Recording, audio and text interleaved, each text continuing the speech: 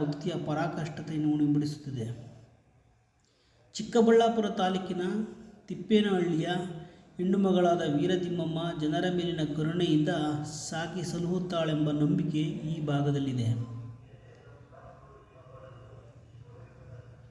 ದೊರೆಗಳೇ ಕೃಷಿಕರಾಗಿದ್ದರಿಂದ ಇವರ ಆಳ್ವಿಕೆಯಲ್ಲಿ ಒಕ್ಕಲುತನಕ್ಕೆ ಹೆಚ್ಚಿನ ಪ್ರೋತ್ಸಾಹ, ಅನುಕೂಲಗಳು ದೊರೆತಿದ್ದವು.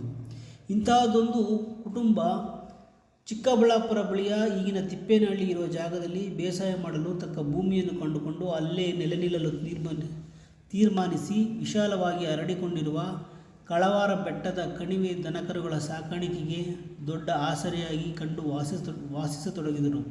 ಈ ಕುಟುಂಬದಲ್ಲಿ ಇಬ್ಬರು ಅಣ್ಣ ತಮ್ಮಂದಿರು ಹಾಗೂ ಪುಟ್ಟ ತಂಗಿ ಇದ್ದಳು. ತಾಯಿ ಇಲ್ಲದ ಕಾರಣ ಕುಟುಂಬದ ಹಿರಿಯನಾದ ತಂದೆಯ ಮಾರ್ಗದರ್ಶನದಲ್ಲಿ ಕೃಷಿಯ ಕಾಯಕವನ್ನು ನಡೆಸುತ್ತಿದ್ದರು. ಒಂದು ದಿನ ಅಣ್ಣಂದಿರು ಹೊಲಕ್ಕೆ ಹೊರಟಾಗ ಬಾಲಕಿ ವೀರದಿಮ್ಮಮ್ಮ ಅವರೊಡನೆ